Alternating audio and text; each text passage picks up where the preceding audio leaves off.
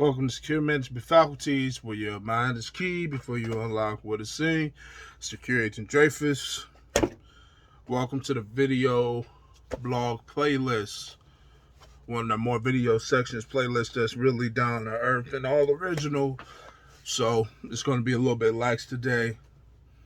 And I do have a topic, and someone requested of me to elaborate on a specific concentration of, or should I say, a belief segment or a belief fragment of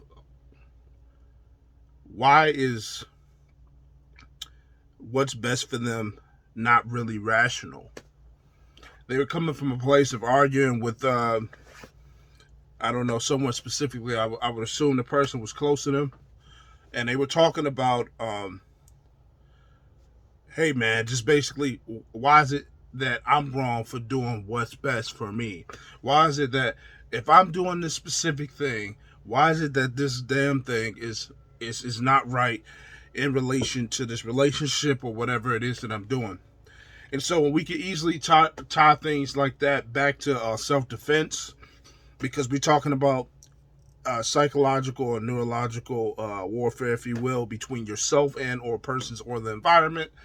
So, with that said, that counts you do too just as well. So I'm just going to jump into the topic, and then at the end I'll explain how that's rational towards what that means, or what's rational towards what you should observe, why what is best for you is not really that rational to begin with. All right, so I got this story one time. I was actually going to one of the, I don't even call it a restaurant like that, but it was one of the local Coney Islands around here, and I was standing in line, and it was this guy who was who I can only assume was a gentleman of the Christian faith, and he had one of those spirits that, one of those internal places, whether you want to use spirit, the word spirit, or neurological setting in his mind. You have certain mind states or whatever, whatnot. He was coming from a positive place, and so one thing led to another, and then he was being thankful and gratitude as people with those mind states are. And we got to a self-defense topic, believe it or not. And so it was in regards to the UFC versus the WWE. And I'll never forget the guy, he confidently and arrogantly said to me, he was like, yeah, that UFC stuff, man, it's pretty damn fake. And I stopped and paused for a minute, because you wait for the break in a joke or whatever, whatnot. And or maybe he could have been talking about, maybe certain fights were scripted, as far as this fighter fights this because they got a certain thing going on, and you collectively capitalize off the beef, or capitalize off the situation of what they got going on, the Giant versus the Giant Slayer, or or the East versus West type thing. And then, people want to see stuff like that. So I thought he was talking about a more practical approach, and speaking about that in them terms or whatever. So it turns out that the gentleman was not, and he literally told me, he said, now, the real fighting is in the WWE. That's real. And I'll never forget pausing and waiting for, and it never came. And so immediately, while I'm there waiting on my order, I dived in. I said, so what's going on? What's this thought frame, right? And his mind could not process what it looked like to be in a real confrontation with somebody in a disagreement setting. Because, in terms of when you get the UFC fighters to not have the camaraderie and actually fight out of anger, it's an actual exchange of skill, power, or talent, or whatever it is that you can see at that moment when they're being displayed.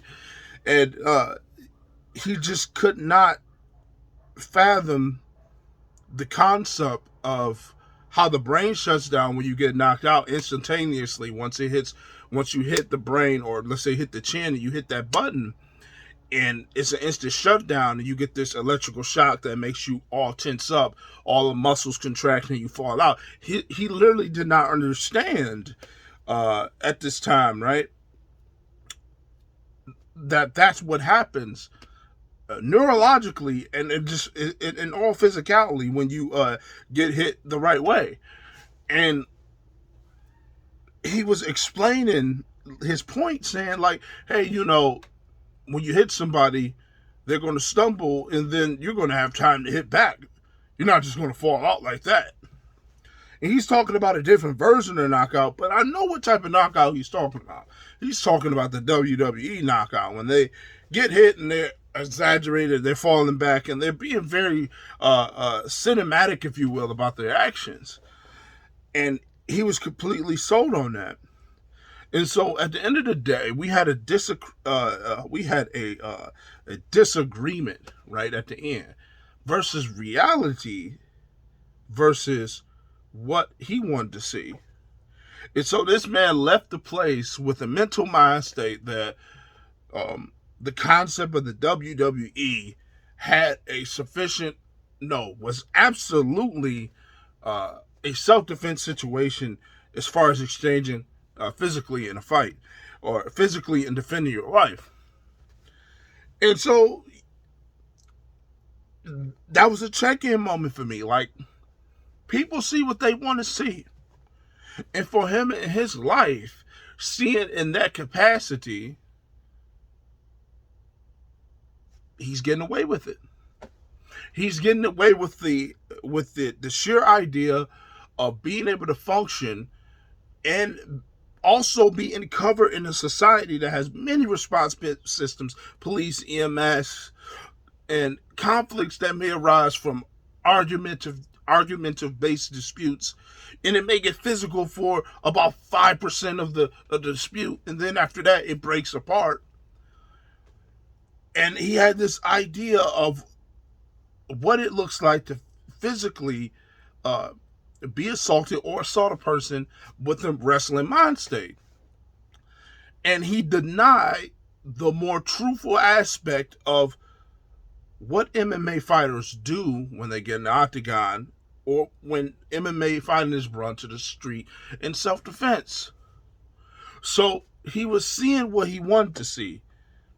And in turn, just to close out the topic, as far as self-defense goes, he was seeing a portion of reality because his specific thing that fit him, his specific what's right for him, has gone on for so long that it became acceptable.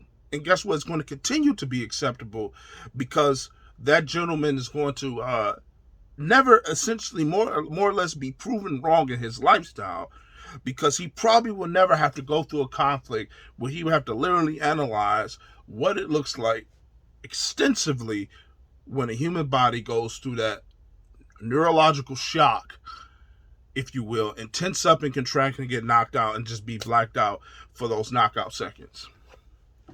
Now I want to jump into just basically what the request was as far as outside of self-defense, because the gentleman was talking about relationships and things like that, or it seemed to be he was talking about a relationship, and definitely have to dive into what it means to why is it that things are not working in truth in any type of relationship, for that matter, or your social lifestyle, if you will.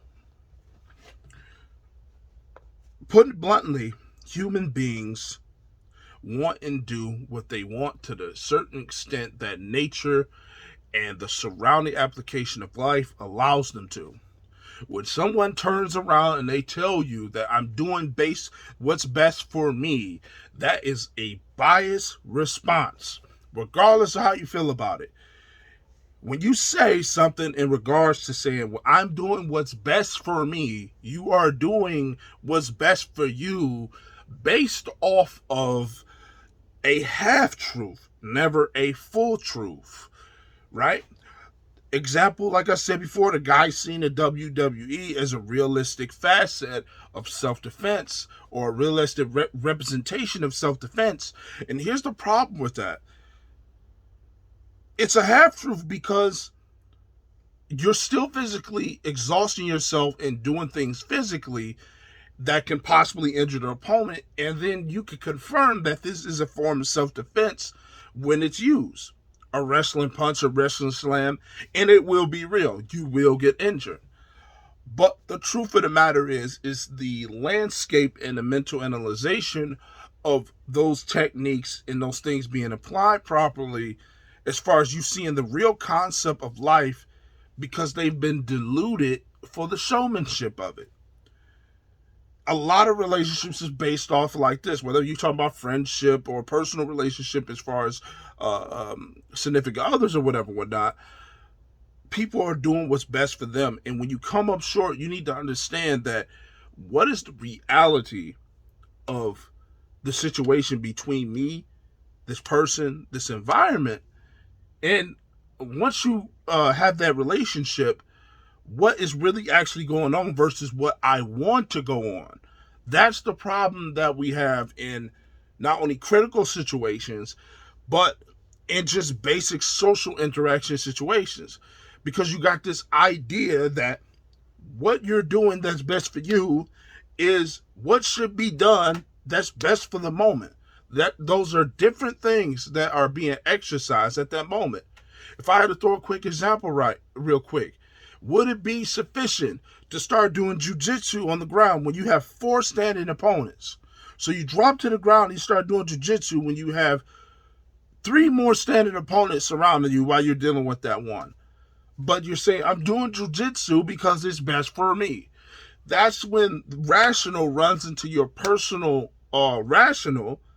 The real rational, the rest of it runs into your personal rational, and it doesn't add up because you have real, and then you plug some delusion in there because it's what's best for you. And what's going to happen is nature, in the situation of cause and effect, is going to backlash upon you, and you're going to get a lot of stress in terms of the feedback that you're going to get of what you think you should receive, because you're not acknowledging reality. That's the point. And so at the end of the day, what this vlog is about, to the gentleman I was speaking about, why doing best for you doesn't work is because what's doing best for you may not be doing what's best for them, because you two got 2 different pages of what's best for you. And what y'all don't do is y'all don't come and converse with what is actually the best and rational to what's going on, and what do we want to preferably add to it or get out of it in terms of what we want. And when you say what you want out of a situation, that does not mean it's rationally aligned. The want part is when the distortion comes in. So are you really aligned with reality, or are you just plugging in delusion?